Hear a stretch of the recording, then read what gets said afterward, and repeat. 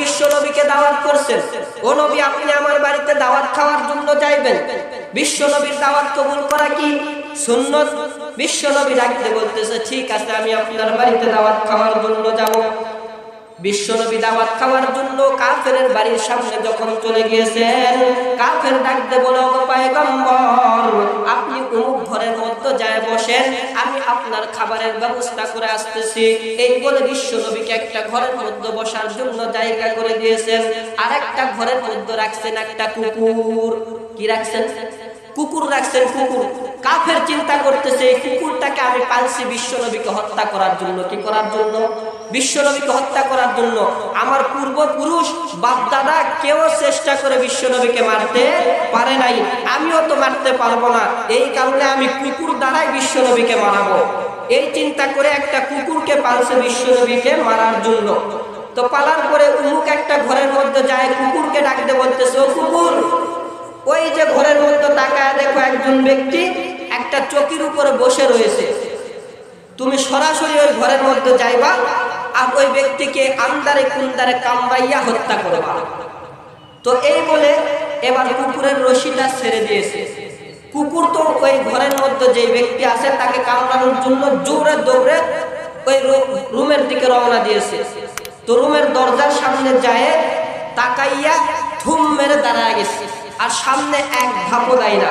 কাফের দূর থেকে চিন্তা করতেছে কি ব্যাপার, আমি কামড়ানোর জন্য পাঠাইলাম, কামড়াই না কেন? তো এবার এই কাফের বাচ্চা একটা চাবুক আনছে, এনে কুকুরকে মারতেছে। যাসটা কেন? সামন দিকে যায় ওই ব্যক্তিকে কামড় দেয়, কিন্তু কুকুর এক ধাপও সামন দিকে দেয় না। কুকুর তো জানে সামনে কে বসে রয়েছে। এই জন্য মুসলমান ভাই, কুকুর যখন সামন দিকে যায় না, এবার কাফের কুকুরকে মারতেছে, সামন দিকে যাও, তাড়াতাড়ি ব্যক্তিটাকে কামড়াও। কুকুর সামন দিকে যায় না, কুকুরকে আঘাত করতেছে। কুকুর জোরে জোরে চিল্লাইতেছে, কান্না করতেছে, তারপরও সামন দিকে যায় না। আবার যখন বেশি বেশি করে কুকুরকে প্রহার করতেছে, কুকুরের পিছন দিকে কেটে রক্ত বাহির হওয়া শুরু হয়েছে, তারপরও কুকুর সামন দিকে যায় না। এবার কাফের বাচ্চা চিন্তা করে কি ব্যাপার, কুকুরকে মারার জন্য আমি পাঠাইতেছি, তারপরেও কেন যায় না? এবার বিশ্ব নবীর চেহারার দিকে তাকায় বলতেছে কি ব্যাপার, আপনাকে কামড়ানোর জন্য কেন আমার কুকুর যায় না? বিশ্ব নবী ডাকলো ভাই, কুকুর কেন? পৃথিবীর বুকে যত বাঘ আছে, পৃথিবীর বুকে যত ভাল্লুক আছে, পৃথিবীর সমস্ত ভয়ঙ্কর মাখলুকাতকে যদি আমি বিশ্ব নবীর সামনে দাঁড় করাও, সমস্ত মাখলুকাত আমি বিশ্ব নবীর পায়ে পড়ে যাবে, তারপরও কামড়াতে আসবে না। মুসলমান ভাইরা আমার, কাফের এটা শোনার পরে তাকায় দেখতেছে ঠিকই তো, যেই কুকুরকে ছোট থেকে লালন পালন করে তোর করে তুললাম, এত খানা খাওয়াইলাম, কুকুরকে পালিশমান করলাম, তারপরেও তো কুকুর বিশ্ব নবীকে কামড়ানোর জন্য যায় না।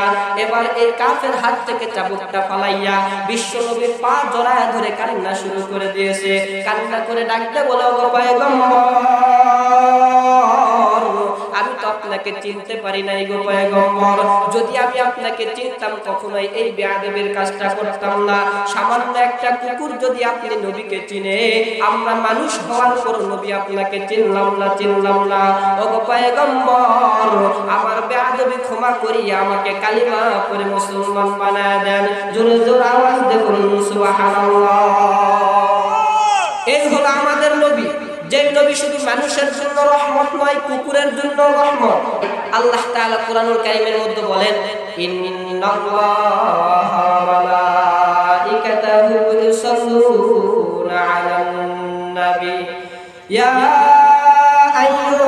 আইয়ুহাল্লাযীনা আমানু সাল্লু আলাইহি ওয়া সাল্লিমু তাসলিমা।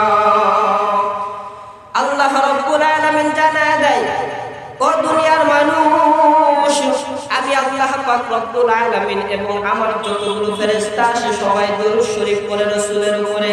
শুধু আমরা নয়, পৃথিবীর বুকে যতগুলো মুমিন বান্দা আছে সবাই বেশি বেশি করে রাসূলের উপরে দরুদ পড়ো। মুসলমান ভাই, আমরা কেমন নবীর উম্মত হইছি আপনারা কি জানেন? এমন নবীর উম্মত হইছি আমরা, আল্লাহ তাআলা ডাকতে বলে গো পয়গম্বর, আপনার উম্মতদেরকে আমি আল্লাহ পাক রব্বুল আলামিন এতই মহব্বত করি, এতই ভালোবাসি। আপনার উম্মত যদি প্রত্যেকদিন 5 ওয়াক্ত নামাজ পড়ে ঘুমায়, আপনার বরকতে আপনার উম্মতের আমলনামায় 50 ওয়াক্ত নামাজের সওয়াব লিখিয়া দেয়। শুধু তাই নয় গো পয়গম্বর, আপনার উম্মত যদি এশার নামাজ জামাতে আদায় করে ঘুমায়, আবার ফজরের নামাজতে জামাতে আদায় করে নাই, ঘুমাইয়া সারা রাত্র যতটা সময় ব্যয় করেছে, এই সমস্ত সময়গুলো নেকের পাল্লায় ওজন দেওয়া হবে। সুবহানাল্লাহ। এই জন্য মুসলমান ভাই, আল্লাহ পাক রব্বুল আলামিন এমন একজন নবী আপনাকে আমাকে দান করেছেন, যেই নবীর সম্পর্কে আল্লাহ তাআলা পবিত্র কোরআনুল কারীমের মধ্যে জানায়া দিয়েছেন, ওয়া ইন্নাকা লাআলা খুলুকিন আযীম। মহা চরিত্রের অধিকারী হলো পয়গম্বর, জিনার মতন চরিত্র পৃথিবীর বুকে কাহারো নাই।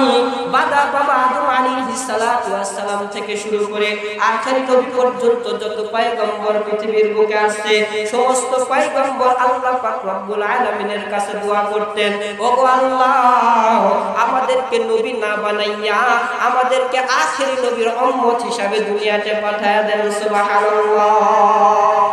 আর আমরা তো দোয়া ছাড়াই চলে আসছি সেই আখেরি নবীর উম্মত হিসাবে, যে নবীর রহমতের কোনো শেষ নাই।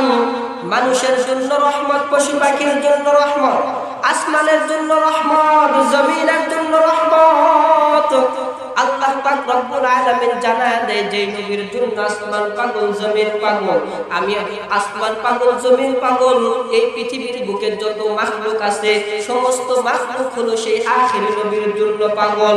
শুধু মাখলুক পাগল নয়, আমি স্বয়ং আল্লাহ পাক রব্বুল আলামিন সেই নবীর জন্য পাগল। সুবহানাল্লাহ।